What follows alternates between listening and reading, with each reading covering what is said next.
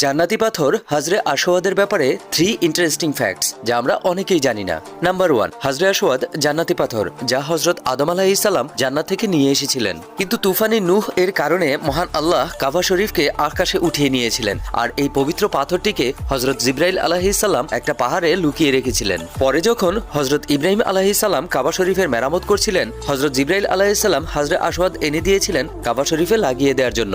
Number 2, হাজরে আসওয়াদ 317 হিজরিতে চুরি হয়ে গিয়েছিল। যে চুরি করেছিল তার নাম জাফর বিন হাল্লাস ছিল, কিন্তু 22 বছর পরে এই পাথরটিকে আবার ফেরত দিয়েছিল। চুরি করার সময় এই পাথরটি কাবা শরীফ থেকে বের হচ্ছিল না বিধায় সে সেখানে কুড়াল দিয়ে আঘাত করেছিল, যার কারণে পাথরটি ভেঙে গিয়েছিল। তারপর পাথরটিকে পুনরায় জোড়া দেওয়া হয়েছিল। নাম্বার 3, চুরি হওয়ার পর এই পাথরটি যখন বাদশাহ ফেরত দিচ্ছিলেন তখন বলেছিলেন এই পাথরটি অন্য পাথরের সাথে মিশে গেছে, যদি চিনতে পারেন তাহলে নিয়ে যান। সেখানে উপস্থিত মুফাসসিররা বলেছিলেন সব পাথরকে আগুনে নিক্ষেপ করা হোক, যেটা গলবে না সেটাই হাজরে